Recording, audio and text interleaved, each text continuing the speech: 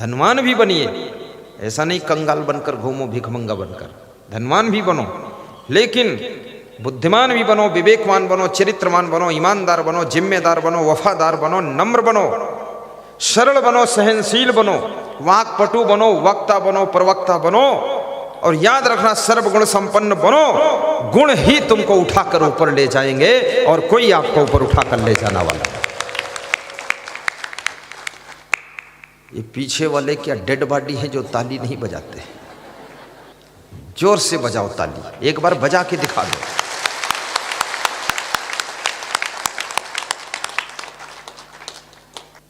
मनुष्य तेरा गुण बड़ा,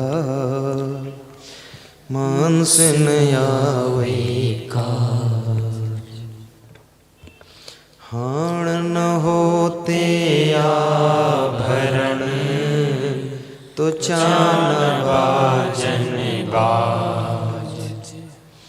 मानुष तेरा गुण बड़ा, आज गुणों के कारण ही तो मुझको यहां बिठाया गया है। अगर मेरे में संत का गुण न होता। रोडमल पूर्व विधायक खामली में सत्संग कराया। खामली है ना, वाह वाह क्या बात। रोडमल बिल्कुल, रोडमल ने खामली में ऐसा डांस किया था, क्या बात। ये लालजी राम विधायक है और गायक है, और रोडमल वो विधायक और प्लस डांसर भी है। ऐसा कमर हिला के धीरे धीरे आगे बढ़ता जाता था, मेरे को याद आता। अभी उसको नचाऊंगा यहां में।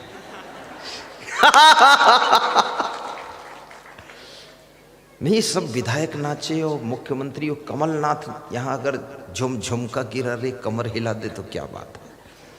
कमलनाथ, शिवराज सिंह तो खैर वो भी गायक है, वो भी थोड़ा डांस भी कर देता है।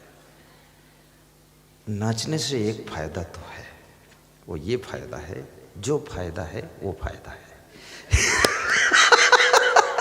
कितने फायदा बताओ। मानुष तेरा गुण बड़ा, मानस नया काज। ये कबीर का दोहा है। कबीर कहते हैं, हे मनुष्य तेरे गुण ही तुझको बड़ा बनाते हैं। तेरा हड्डी मांस का पुतला, तेरा गोरा सांवला पुतला, तेरे सुंदर चमकीले कपड़े, ये तेरे को बड़ा नहीं बनाते हैं, तेरे गुण ही तुझको बड़ा बनाते हैं। और तो जितना बड़ा चाहता है उतना बड़ा बन सकता है। बस गुणवान बनो। गुणवान व्यक्ति की कीमत घर में भी रहती है। गुणवान शिक्षक की कीमत स्कूल में ज्यादा होती है। गुणवान ड्राइवर की कीमत आपके पास रहेगी। गुणवान साधु की कीमत भी ज्यादा रहती है। साधु बहुत है दुनिया में, शिक्षक बहुत है दुनिया में, नेता बहुत है दुनिया में, डॉक्टर भी बहुत है, स्त्री भी बहुत है दुनिया में, पुरुष भी बहुत है दुनिया के अंदर, किसान भी बहुत है। लेकिन जिसमें विशेष गुण है, जो बहुत गुणवान है, उसी का सम्मान होता है और उसी के बैठने का ऊंचा स्थान होता है। और गुणवान व्यक्ति का ही आदर होता है और गुणवान का ही कार्य होता है और गुणवान ही सफलता के शिखर पर पहुंचता है। और गुणवान कभी पिछड़ कर नहीं रहता है, गुणवान हमेशा 1 नंबर पर जाता है।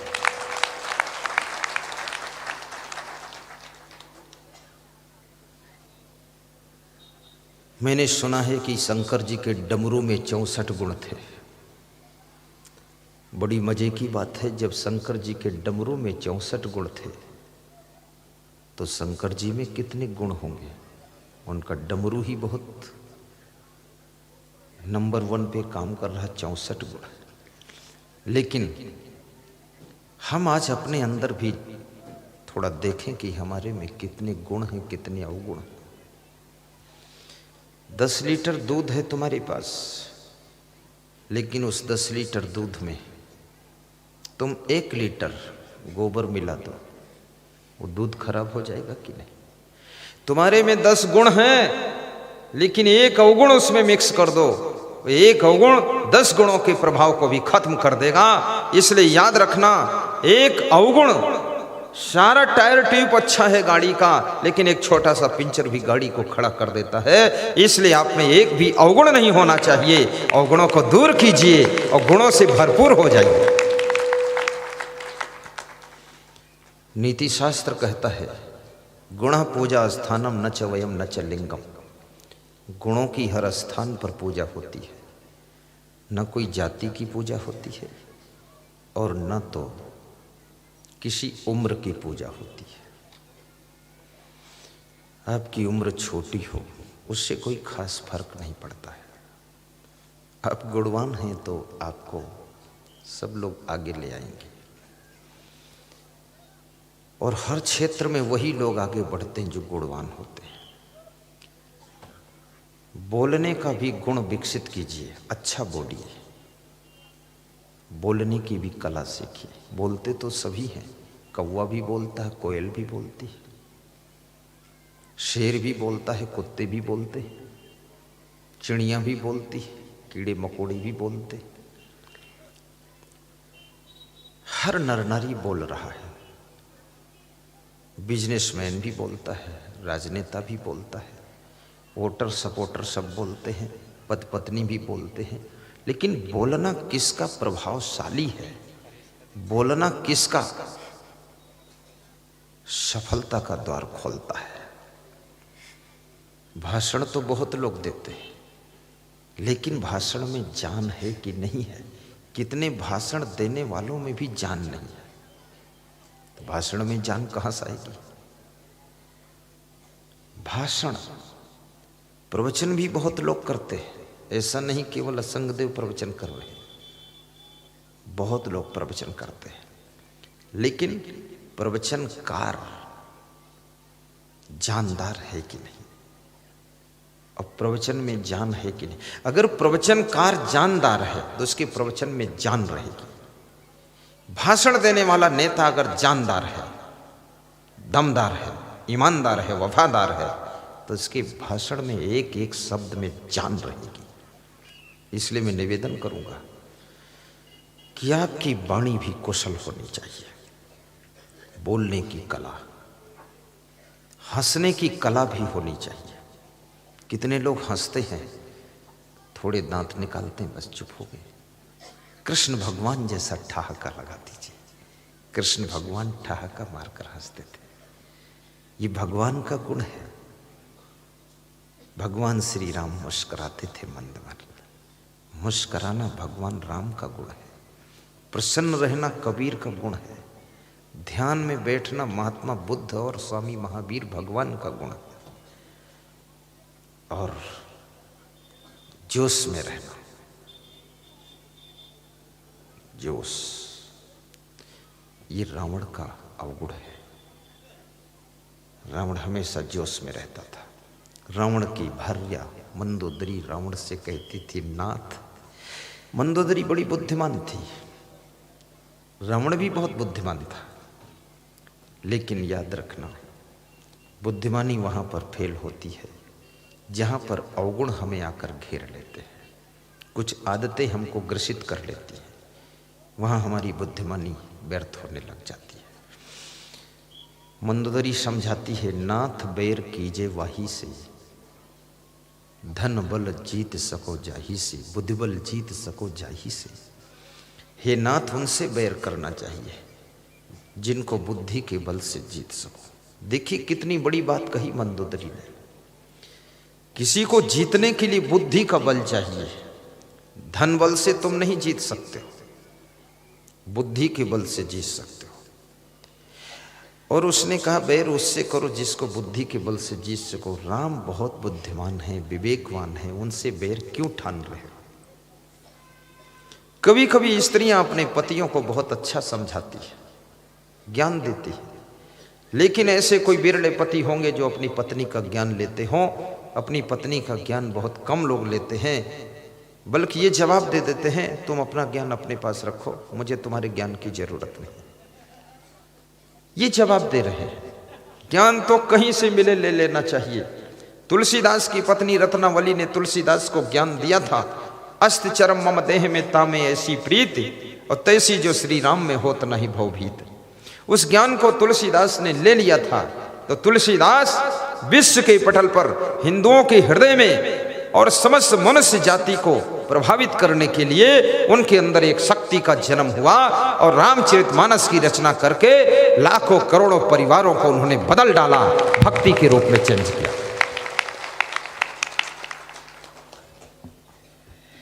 इसलिए अपनी पत्नी की अच्छी बात को भी मानना चाहिए।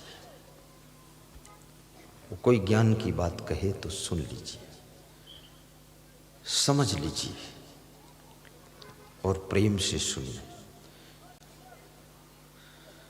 आपका पति अगर अच्छी बात समझाता है उसकी भी सुनिए और मानिए। ज्ञान की बात सभी से लेना चाहिए।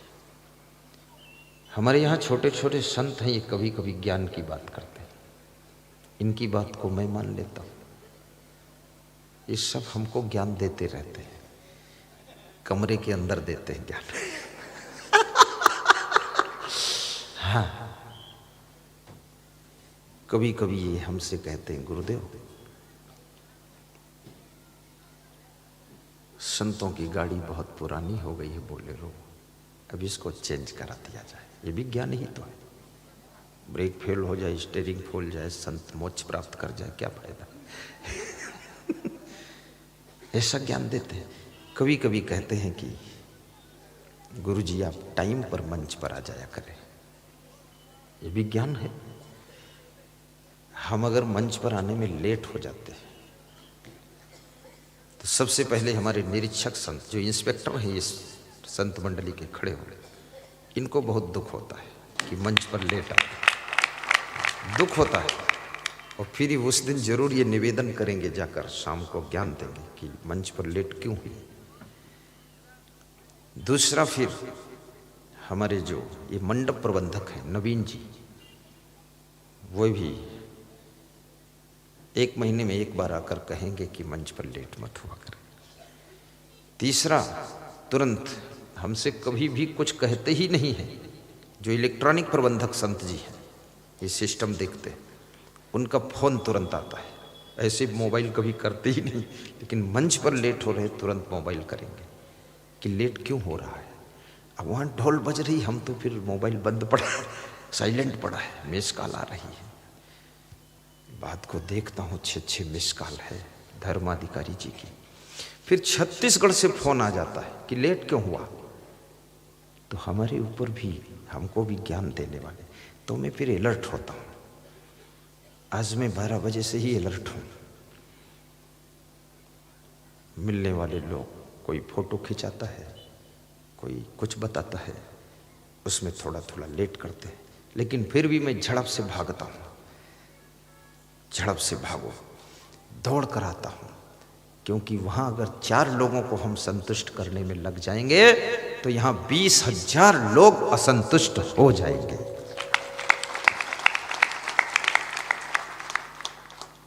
हमारे साथ में एक भोपाल के दरोगा जी रहते हैं, sub inspector, Bhopal control room संभालते थे, अर्जुन सिंह रघुवंशी।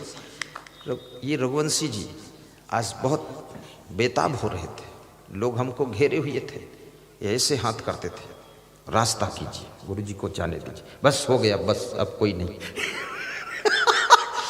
अब वो दरोगा जी तो थे ही इंस्पेक्टर। तो मैंने कहा मैं किस्मत वाला हूं जो रिटायर दरोगा मिल गया है। रास्ता तो बनाए, भीड़ से गुरुदेव को निकाले। और वास्तव में हमारे सभी भक्त सब समझदार हैं, हमें बहुत जल्दी छुट्टी देते हैं कि फटाफट चलो, मंच पर चलो। इसलिए अगर शिष्य भी ज्ञान की बात कहे तो गुरु को सुनना चाहिए और मानना भी चाहिए। और आपकी वाइफ कहे या पति कहे या पुत्र कहे या बाप कहे या आपकी बेटी कहे, ज्ञान की बात आपकी बहू कहे, तो इसको भी मान्य करना चाहिए। क्योंकि ज्ञान की बात, अच्छी बात, सुलझी हुई बात जब तुम मान लेते हो तो आपको सफलता जल्दी मिलती है, उन्नति आपकी ज्यादा होती है।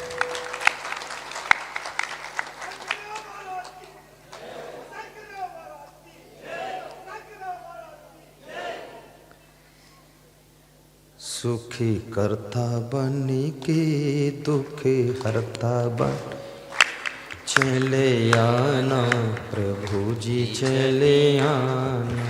सुख करता बन के दुख हरता बन के चले आना, प्रभु जी चले आना। बस अब मत गाना, ज्यादा गाना वाना नहीं क्योंकि ज्ञान की बात सुनाना है। ये तो सब घर पे गा लेना, जाकर वहाँ सड़क पर गाते हुए चले जाना, सुख करता बन के दुख हरता बन के, अगले साल फिर आ जाना। ध्यान देना, विद्यामित्रम प्रवासेषु भार्यामित्रम गृहस्य व्याधि तस्येषधम मित्रम। जब तुम बीमार होते हो, तुम्हें रोग घेर लेता है, तब तुम्हारा मित्र कौन है? तब तुम्हारा मित्र दवाई है, औषधि है। अभी तो ऐसी ऐसी औषधियां बनी हुई हैं जो औषधियां बीमारी आने से पहले भी ले सकते, जैसे पोलियो ड्रॉप। पोलियो अटैक के पहले ही 2 बूंद जिंदगी के ऐसे ले सकते हो।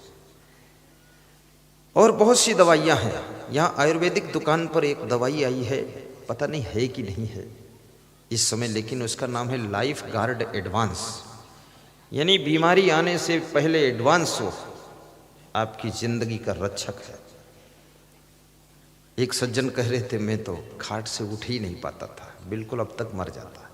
बोले 4 लाइफ गार्ड एडवांस पिया और 4 महाशक्ति प्रास खाया। बोले दौड़ लगाता हूँ, छलांग लगाता हूँ। अभी अभी कहीं मिले थे, बता रहे थे। मैंने कहा तो मैं भी पीऊँगा फिर। मैं तो अभी लिया नहीं हूँ, क्योंकि महाशक्ति तो ऐसे ही अभी है हमारे पास।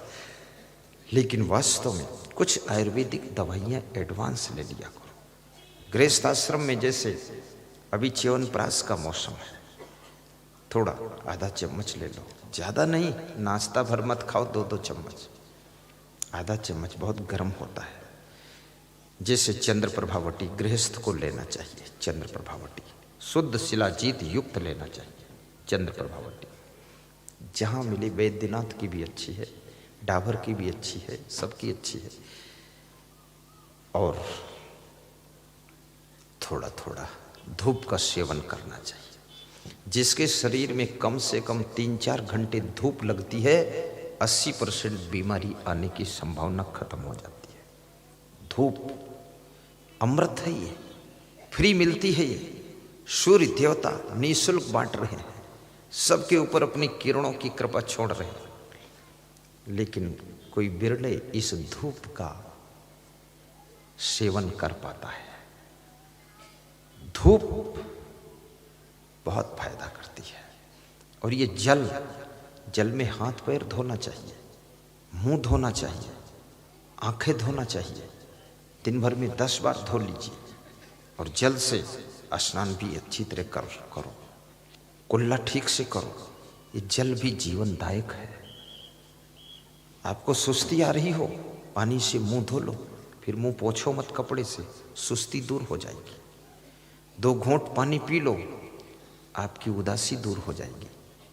जल ही जीवन है। और मिट्टी में जिसके पैर स्पर्श करते हैं, मिट्टी से अर्थिंग पाता है शरीर, उसके शरीर में 80% बीमारी नहीं आती है। इसलिए मिट्टी से भी स्पर्श कीजिए थोड़ा, हाथ पैर। और क्या बचा? वायु, थोड़ा ये खुली हवा वातावरण की, ये भी आपके बदन में लगनी चाहिए। हवा लग जाए, छत पे बैठ जाया करो। और महिलाओं की छत, पुरुषों की छत अलग अलग कर दो, अलग अलग बैठो, थोड़ा हवा लगे, सूरज की धूप लगे। देखिए फिर आपके चेहरे की चमक। ये जो क्रीम पाउडर लगाकर चमक लाई जाती है, ये तो सब डुप्लीकेट है। इसमें वो दम नहीं है, असली चमक आएगी। फ्री की क्रीम बट रही है, प्रकृति बांट रही है। लंबी सांस लो, कम से कम हर घंटे में 2 बार। इसमें कोई पैसा नहीं लगता है, खुला ऑक्सीजन प्रवाहित हो रही है, जोर से खींचो। कितने लोग सांस जोर से नहीं लेते, उनके फेफड़े फिर धीरे धीरे पिचक जाते हैं, फूलते नहीं। और जिसके फेफड़े पिचक गए, वृद्धावस्था में उसको सांस लेने में तकलीफ होती है, फिर वो दम का रोग लगता है, सांस फूलती है। फिर इसलिए ये फेफड़ों को फुला कर रखिए, लंबी सांस भरिए। और सबसे अच्छा है कि आप एक गाय पाल लीजिए, एक भैंस पाल लीजिए, और 10-20 पाल लो और अच्छा। और गाय का पड़वा जब भागेगा और उसको रपटाओ, गाय के बछड़े को रपटाओ, भैंस के पड़वा को रपटाओ, तो जब दौड़ोगे उसके पीछे तो सांस फूल जाएगी, जोर से सांस भरेगी। ये कपालभाति शुरू होगी। जो योगा करने वाले सिखाते हैं ना कपालभाति, कि ऐसे करो, वो सब बछड़ा के पीछे दौड़ोगे चालू हो जाएगी। तुम्हारा छोटा बच्चा भागे और उसको रपटाओ तो भी कपालभाति हो जाएगी। ये सांस भरना चाहिए। दौड़ना संपूर्ण व्यायाम है, दूध संपूर्ण आहार है, हंसना स्वस्थ रहने का संपूर्ण साधन है। और याद रखना भाइयों बहनों, गहरी नींद सोना और कड़ी भूख का लगना यह अच्छे स्वास्थ्य की निशानी है, अच्छे स्वास्थ्य की निशानी।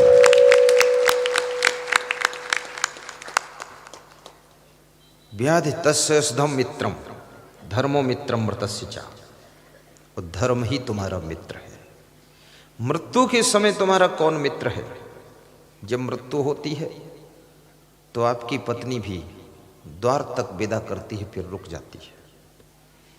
कुटुंबी लोग शमशान घाट तक जाते हैं, वहां आग लगाकर इस शरीर में, ये शरीर भी शमशान तक जाता, फिर जला दिया जाता है, अग्नि संस्कार। और डेड बॉडी का सबसे अच्छा संस्कार अग्नि संस्कार है। दूसरा संस्कार फिर मिट्टी संस्कार है, तीसरा संस्कार फिर जल संस्कार है, लेकिन अग्नि संस्कार सबसे बेहतर संस्कार है। निवेदन करूंगा प्रायः अग्नि संस्कार ही कीजिए। और जिनके पास लकड़ी का प्रबंध नहीं है वे लोग मिट्टी संस्कार कर लें, और जिनके पास लकड़ी का प्रबंध न हो तो गांव के लोग लकड़ी का प्रबंध कराएं। क्योंकि जीवित आदमी से टेंशन हो सकती, पर मुर्दे से क्या टेंशन, कम से कम उसमें तो सहयोग करिए। अंत्येष्टि संस्कार में जाइए। मृत्यु के समय फिर तुम्हारा मित्र कौन है? इस जीव का मित्र कौन है? इसका मित्र है धर्म। धर्म क्या है? मानवता ही धर्म है, कर्तव्य ही धर्म है। जो कुछ करने के लिए इस धरती पर तुम्हारा जन्म हुआ है वो कार्य करोगे तो वो कार्य ही धर्म बन जाएगा, कर्म ही पूजा बन जाएगा।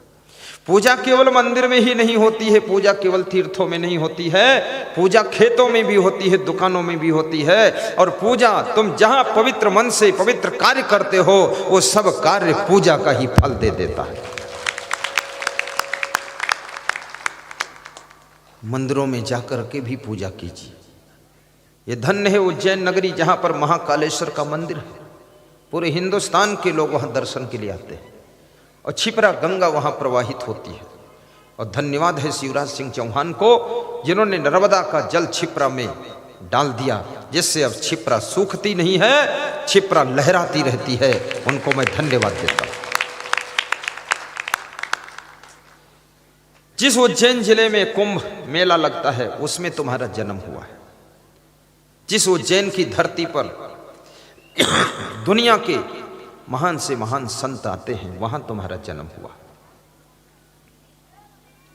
ये मध्य प्रदेश कोई साधारण प्रदेश नहीं है। उज्जैन तीर्थ मध्य प्रदेश की शान है, मध्य प्रदेश का गौरव है। और मध्य प्रदेश एक ऐसा प्रदेश है, कैसा प्रदेश है? गुजरात भी इसको छू रहा है, राजस्थान छू रहा है, यूपी छू रहा है, छत्तीसगढ़ छू रहा है, महाराष्ट्र छू रहा है, इधर कई प्रदेश इसको स्पर्श कर रहे हैं। इसलिए मध्य प्रदेश में सब चीज मीडियम है। मध्य प्रदेश की संस्कृति कुछ कुछ गुजरात का प्रभाव है, कुछ राजस्थान का प्रभाव है। जो यहां भक्ति दिखाई दे रही है गुजरात की देन है, जो यहां थोड़ा जोश दिखता है ये राजस्थान की देन है, थोड़ा चालाकी दिखती है ये यूपी की देन है, और थोड़ी सी अगर डरपोक स्वभाव दिखता है ये छत्तीसगढ़ की देन है। उधर से थोड़ा डर जाते लोग वहां, और थोड़ा सा दबंगई दिखती है वो महाराष्ट्र की देन है। महाराष्ट्र, आज महाराष्ट्र नंदुरबार तालुका शहादा से भक्त आए मुन्ना लाल जायसवाल जी, खड़े हो जाओ। ये परम भक्त हैं और अपने रिलेशन में पधरौनी ले जाना चाहते। इतनी दूर से सत्संग सुनने भी आए हैं और रिलेटिव के यहाँ पधरौनी कराना चाहते कि 10 मिनट आपका पदार्पण हो जाए। धन्य हो मुन्ना लाल जायसवाल जी। और मैं निवेदन करूंगा, हमारे शिष्यगण, हमारे विशेष भक्तगण, और मेरी भी इच्छा थी कि भारत देश के किसी प्रदेश में एक अच्छा आश्रम बनाऊं।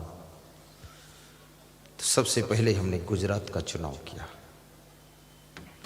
उसके बाद वहां से मन हटा, तो फिर मैंने राजस्थान का चुनाव किया, फिर विचार किया, छत्तीसगढ़ का चुनाव किया, फिर विचार किया। लास्ट में सब भक्त और संत और हम इस विचार पर आ गए कि मध्य प्रदेश में आश्रम बनाया जाए। मध्य प्रदेश में, तो मध्य प्रदेश में कहाँ बनाया जाए? तो नीमच का एक जज मिला मुझे, तो जज बोला कि ओंकारेश्वर में बनाइए। दिमाग में कंफ्यूजन हो गया। फिर बहुत से लोग मिले, बोले उज्जैन में बनाइए। कुछ सागर जिले तरफ के मिले, बोले सागर में बनाइए। तो फिर कंफ्यूजन हुआ। तो जब कुंभ मेला सिंहस्थ हुआ उसको मैंने देखा, तो मैंने कहा किसी की मत मानो। महाकालेश्वर ने संकेत दिया कि तुम आश्रम मेरे पास में बनाइए, इधर उधर कहाँ जाओगे, मेरे पास रहो। तो उज्जैन की पवित्र भूमि, तीर्थ भूमि पर आश्रम बनाने का संकल्प हो चुका है। अभी आश्रम तो एक झटके में बनेगा, इसमें टाइम नहीं लगेगा। मंदिर भी बनेगा, आश्रम भी बनेगा, धर्मशाला भी बनेगा, सत्संग मंडप भी बनेगा, भक्तों के ठहरने के लिए गेस्ट हाउस भी बनेगा, भोजनालय भी बहुत बड़ा, अन्नपूर्णा मंदिर भी बनेगा। 1 लाख नर नारी भोजन कर सके एक साथ, इतना बड़ा अन्नपूर्णा मंदिर होगा। 1 लाख भक्त बैठकर सत्संग सुन सकें एक साथ, इतना बड़ा सत्संग मंडप होगा। 50,000 भक्त रात को सो सकें, इतना बड़ा सोने का इंतजाम होगा, बिस्तर आदि सब। और गौशाला भी होगी। बूढ़ी, लूली, लंगड़ी, अंधी दूध नहीं देती हैं, जो बांझ गाय है, जिनको लोग मार डालते हैं, ढकेल देते हैं, उनका भी एक गौशाला बनेगा। कुछ अच्छी गायों का गौशाला बनेगा, कुछ भैंसशाला भी बनेगा। मैं सोचता हूं गाय अगर माता है तो भैंस कौन है? भैंस फिर नानी है, इसलिए नानी का भी सम्मान।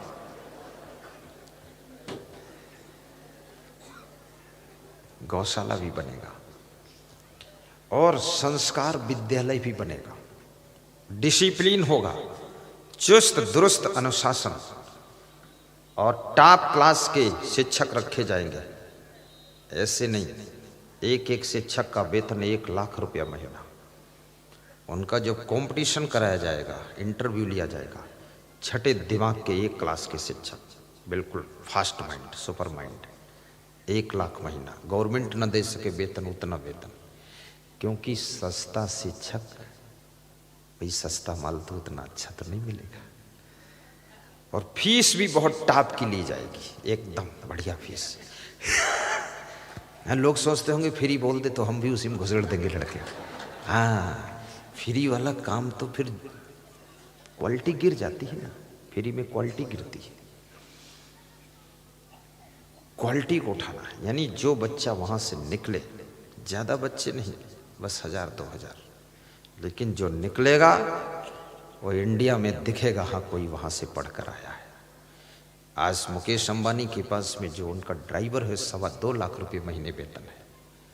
उनके जो कर्मचारी हैं 60-70 हज़ार महीने से तो कोई कम है ही नहीं। 1.5 लाख, 2 लाख, 3 लाख महीना, 5 लाख महीना वेतन, ऐसे कर्मचारी 10 लाख रुपए महीने वेतन। एलेन कोचिंग सेंटर में जितने शिक्षक हैं उनका वेतन बहुत है, लेकिन वो हैं उस योग्य, रिजल्ट देते हैं।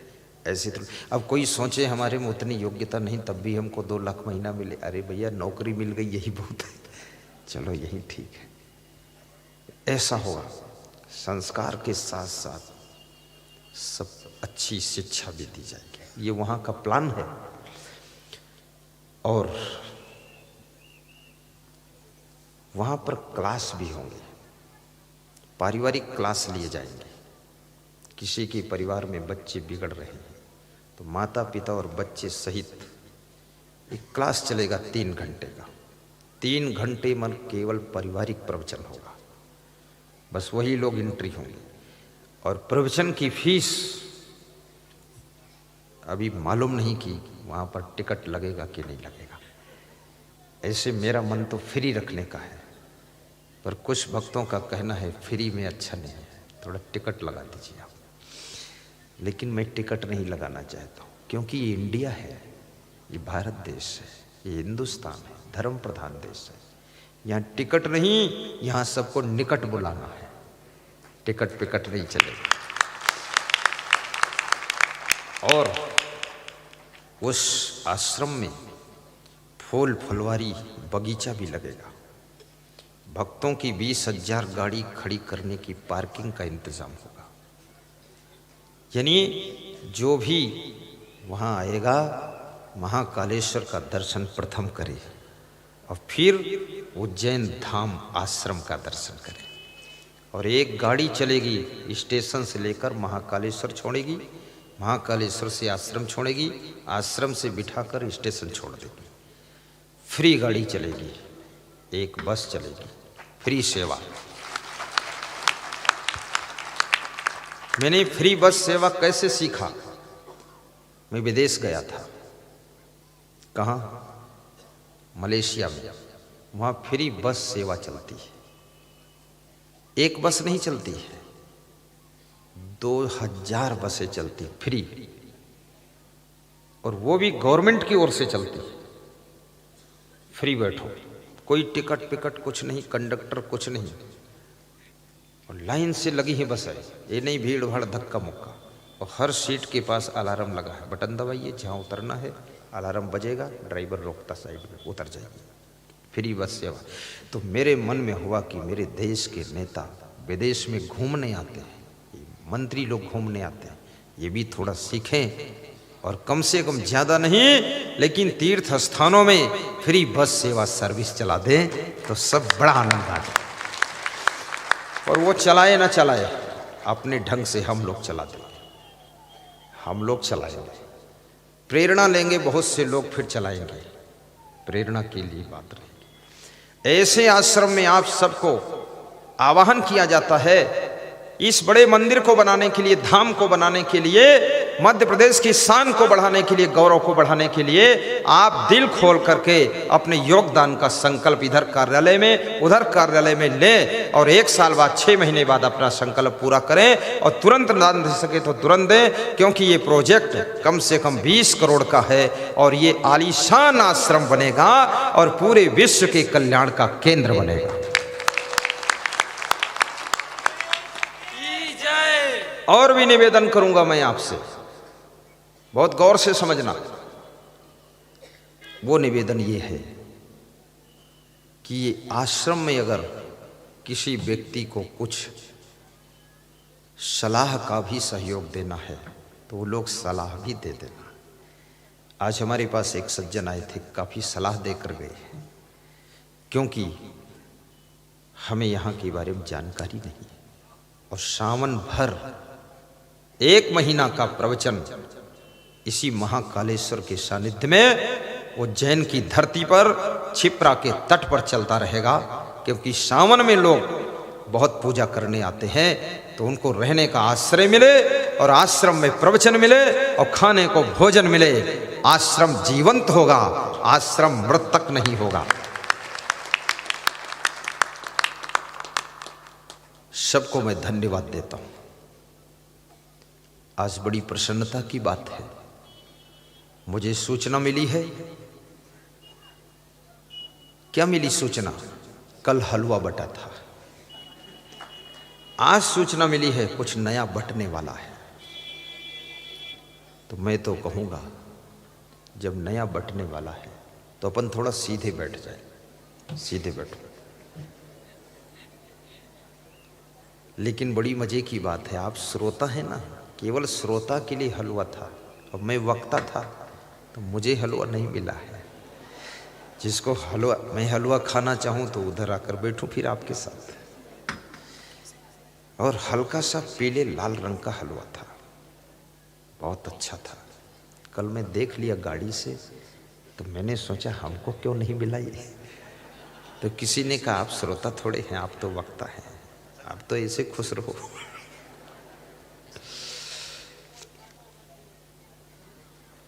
तुम ही मेरे मंदिर, तुम ही मेरी पूजा, तुम ही देवता हो, तुम ही देवता हो, तुम ही मेरे मंदिर, वाह वाह, तुम ही मेरी पूजा, तुम ही देवता हो, तुम ही देवता हो।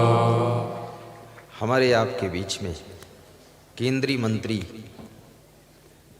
सबके जाने पहचाने नेता, वर्तमान में उनकी सरकार है, श्री थावरचंद गहलोत साहब। व्यास गादी उनको अकेले ऊपर बुला रही है, बाकी कोई नहीं आएंगे, अकेले आ जाओ ऊपर। और जो चादर वादर लाए हो दे दो लाकर, नारियल चादर दक्षिणा, क्योंकि ले लो नहीं तो हो सकता मन बदल जाए, लास्ट तक वापस ले जाए, इसलिए ले लेता हूँ। केवल लालजी राम मालवी साथ में आएंगे, ईश्वर लाल पाटीदार आएंगे और केवल गहलोत साहब, 3 के अलावा मत आना। यहाँ भीड़ मत मचाना, आज्ञा मानना। शाही बंदगी बोल दो तुम लोग, ताली बजा दो। इतना बड़ा मंत्री,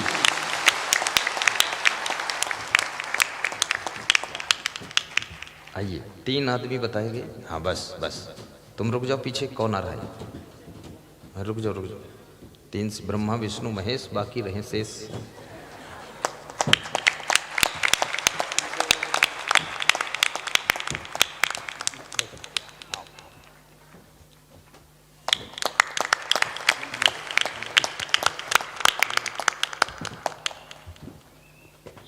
बहुत अच्छी साल है। साल क्या है, तो दुसाल है, डबल है,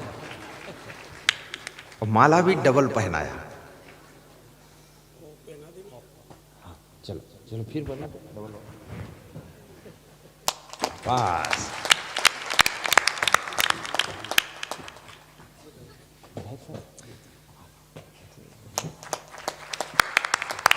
जितेंद्र गहलोत पूर्व विधायक, पाटीदार साहब।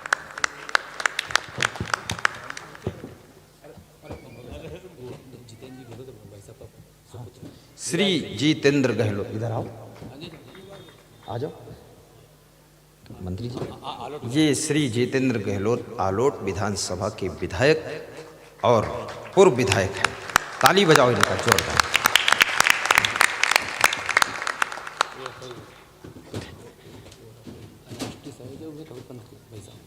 अच्छा, बोलिए सदगुरु भगवान की जय।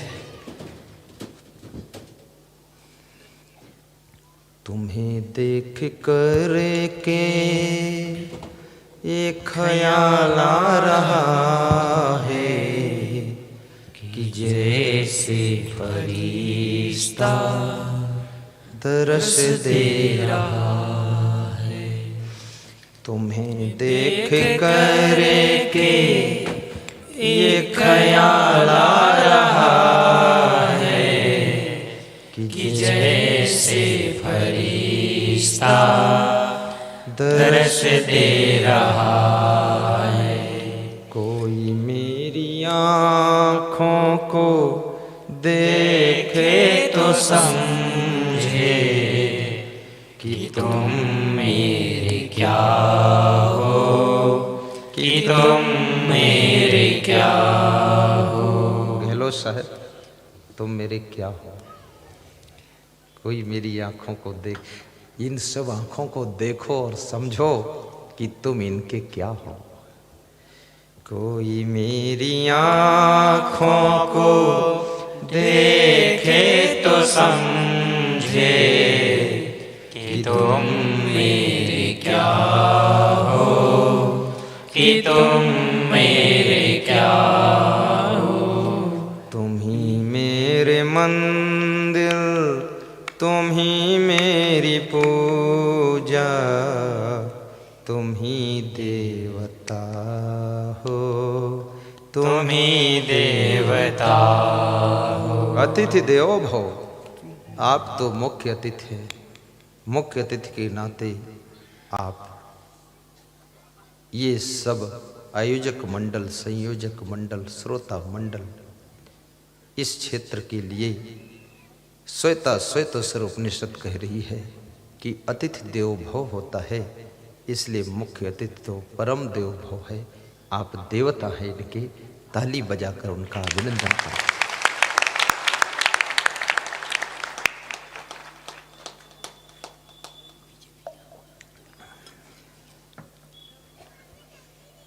कोई मेरी आँखों को देखे तो समझे कि तुम मेरे क्या हो, कि तुम मेरे क्या हो। तुम ही मेरे मंदिर, तुम ही मेरी पूजा, तुम ही देवता हो, तुम ही देवता हो, तुम ही देवता हो, तुम ही देवता हो। जिधर देखता हूँ नजर तुम ही आते, जिधर देखता। राम कहते हैं सिया राम मैं सब जग जाने, आते सभी भक्त साधक तेरे गीत गाते।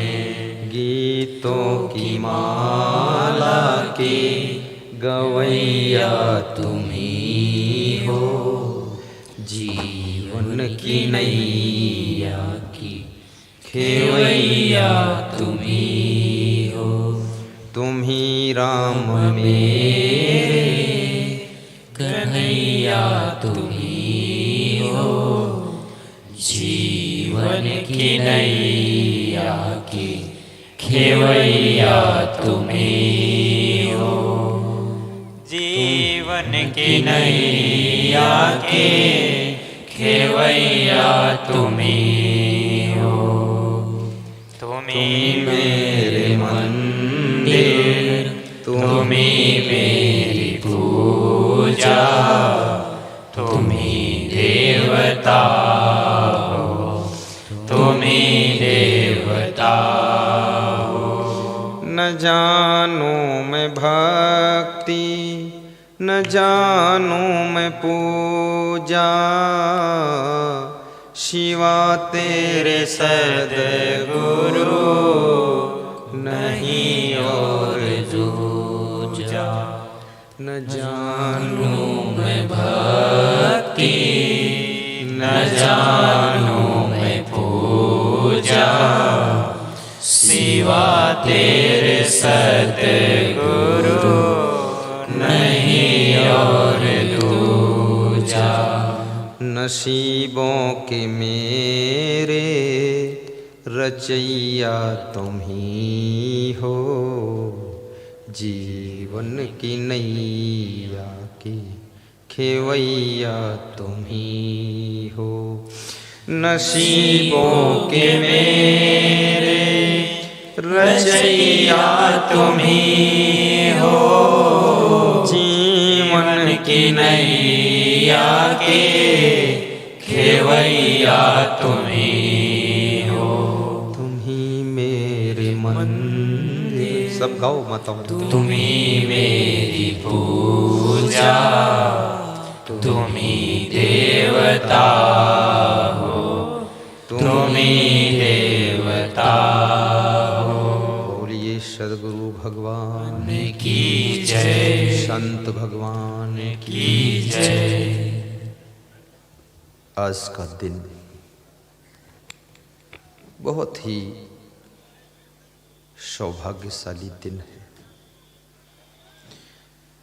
जो कि इस तराना की धरती पर सुखद सत्संग कथा 3 दिन के लिए आयोजक मंडल के योगदान से प्रवाहित हो रही है, जिसके संयोजक श्री ईश्वरलाल पाटीदार जी,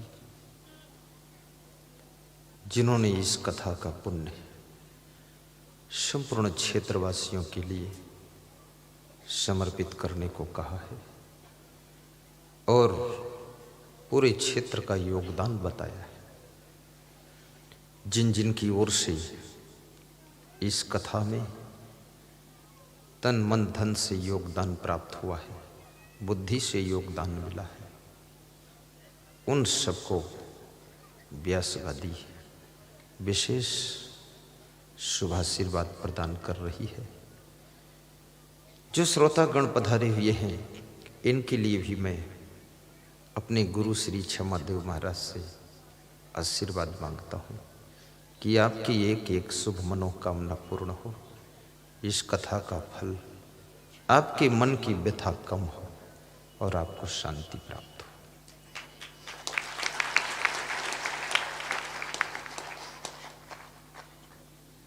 मैंने आज प्रसंग लिया था संत कबीर से।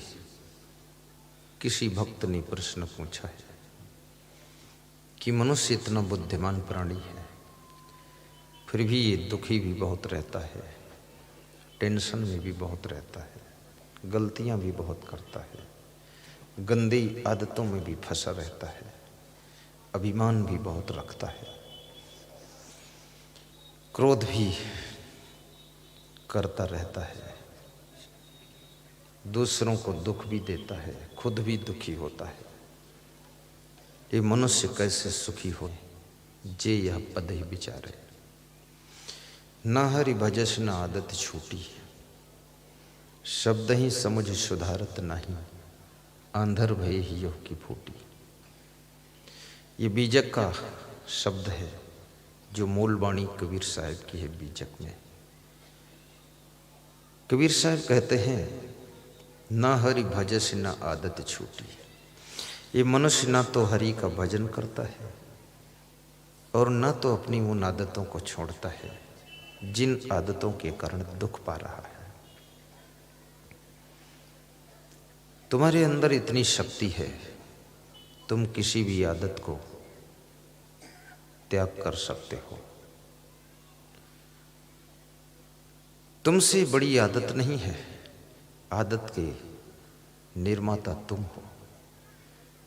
आदत को छोड़ने की भी तुम्हारे अंदर क्षमता है। और जो व्यक्ति अपनी आदतों को जीत लेता है, वह मनुष्य इस धरती का देवी और देवता बन जाता है। उसके घर में सुख शांति और समृद्धि का वास होता है और उसका जीवन चलता फिरता मंदिर हो जाता है। और वो जहाँ रहता है वहाँ तीर्थ जैसी पवित्रता और मंदिर जैसी शांति भी उसको प्राप्त होती है। इसलिए मैं निवेदन करूंगा कि आपका जीवन गंदी आदतों से मुक्त होना चाहिए। गुस्सा करने की आदत भी छोड़िए, सरलता स्वभाव में रखिए। डरने की आदत भी छोड़िए, थोड़ा निडर भी रहिए। नशा करने की आदत छोड़िए, शान से जिंदगी जियो। आलस्य करने की आदत छोड़ो, परिश्रम करो। झूठ बोलने की आदत छोड़ो, सत्य भी बोलो। किसी का सामान गिर गया है, सामान उठाकर उसको दो, उसको छिपा कर मत रखो। लालच भी छोड़ो। किसी महिला को अभी बटुआ मिला था, तराना की ही महिला है। बटुआ लाकर व्यासगादी पर अर्पित किया और बताया जिसका हो उसके लिए अनाउंस कर दो। उसमें कुछ रुपये भी थे।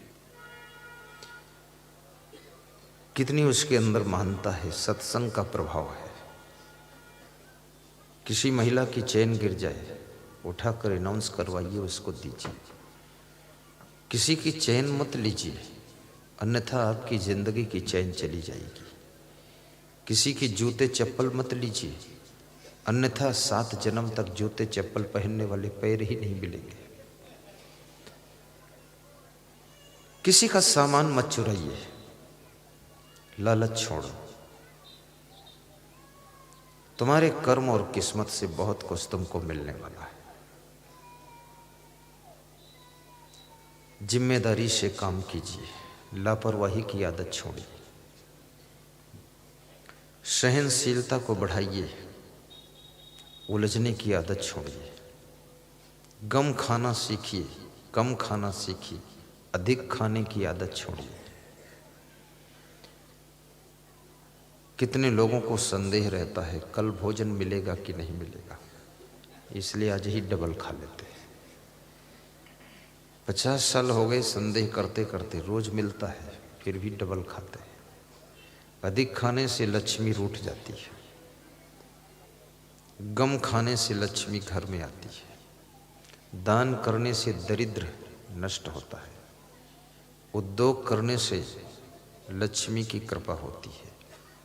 परस्पर प्रेम से रहने से विकास होता है। आपस में एक दूसरे की बात को सह लेने से उन्नति के नए नए द्वार खुलते हैं। संगठन से काम करने की शक्ति आपको सफलता के शिखर पर पहुंचाती है। आपकी एकाग्रता किसी कार्य में विशेषता प्रकट करती है। विद्यार्थी की एकाग्रता विद्यार्थी को अच्छे अंक दिलाती है। विद्यार्थी के मन की चंचलता उसको 2nd क्लास में पास कराती है। अधिक चंचलता उसको 3rd डिवीजन देती है। पूर्ण चंचलता 0 पर लाती, फेल कर देती है। विद्यार्थी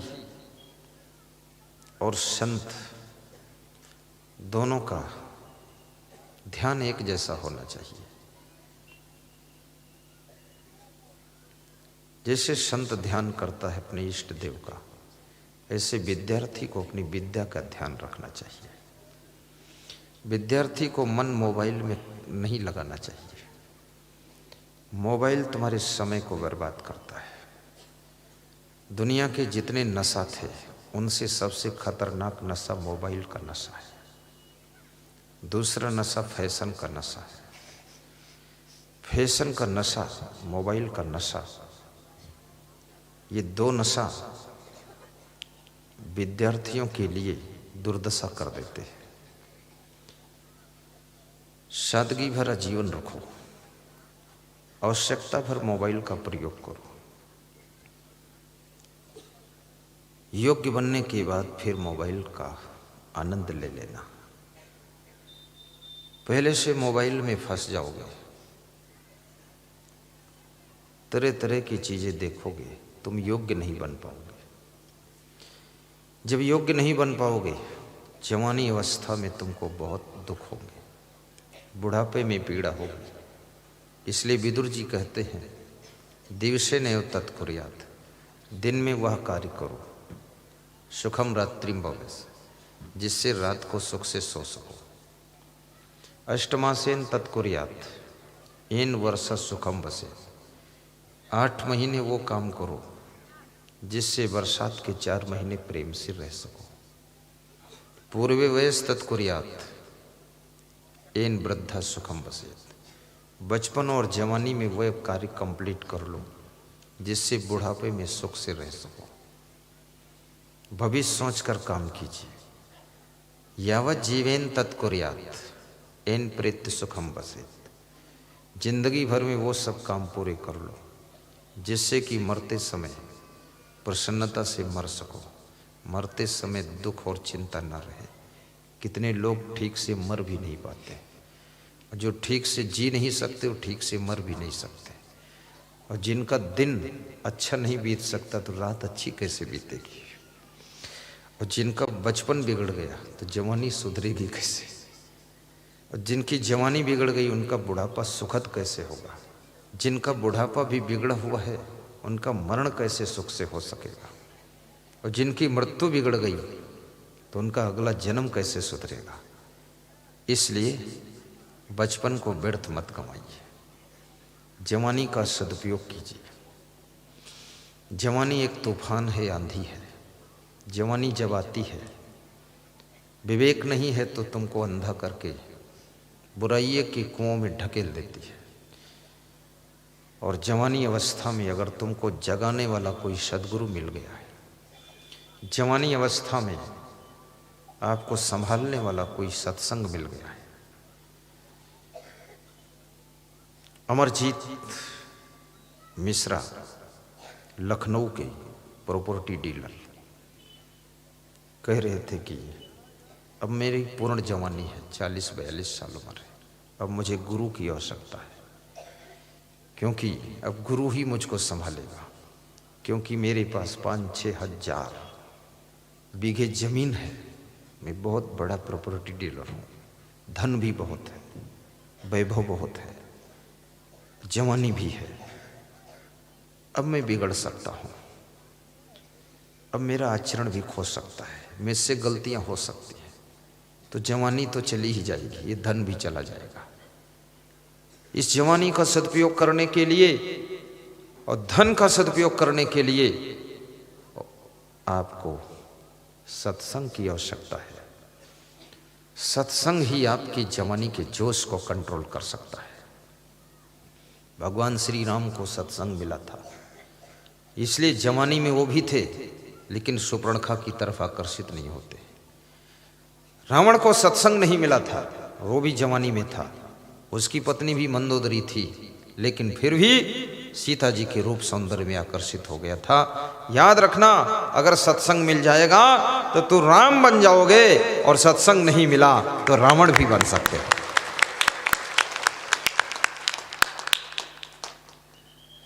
कभी राम बन के, कभी श्याम बन के चले आना, कभी गहलोत बन के और कभी मोदी बन के चले आना।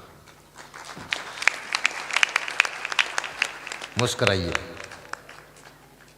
गहलोत साहब मंद मंद मुस्करा रहे, थोड़ा मैं उनके दांत भी देखना चाहता, थोड़ा जोर से। अब हंसे हैं थोड़ा, ऐसे भी ठहाका लगाते नहीं, कम लगा, खुश रहते। धीर वीर गंभीर पुरुष, आज इस मध्य प्रदेश की वो शान है। हमें गर्व है कि मध्य प्रदेश की माटी में जन्मा हुआ ये बालक आज प्रधानमंत्री के पड़ोस की कुर्सी पर बैठने को उसको स्थान मिलता है। वो तो आपके प्रेम में बहुत खुश रहते आए हैं, बाकी वो आज की तारीख में आज हमको लोगों ने बताया प्रधानमंत्री की पड़ोस कुर्सी उनकी लगती है। मैं जानता नहीं था, तो मैंने कहा यहाँ तो प्रधानमंत्री नहीं तो किसके पड़ोस लगवा दूँ। तो साधु पड़ोस लगा दिया और पाटीदार पड़ोस लगा दिया, और पीछे वो रोडमल लालजी राम। अब यहाँ तो मोदी मिलेगा नहीं, तो जो मिला उसी पड़ोस लगाता हूँ। लेकिन राम इसलिए महान थे, रीछ भालू बानरों के साथ में भी प्रेम से बैठते थे। गहलोत साहब भी इसलिए महान है कि वे सबके साथ में अपने को बिठाकर एडजस्ट करके और खुश होते हैं, सबको खुश करते हैं। ये व्यास गादी उनको आशीर्वाद देते हैं।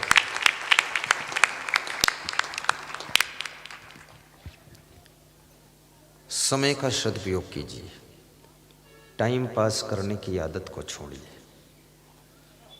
वक्त अनमोल है, अवसर बारंबार नहीं आता है, समस्याएं बहुत हैं, समाधान भी बहुत है। ढूंढने की आवश्यकता है, समस्या के भीतर ही समाधान छिपा होता है। भीड़ बहुत है, उस भीड़ के बीच में कैसे तुमको चमकना है उसकी कलाएं सीखिए।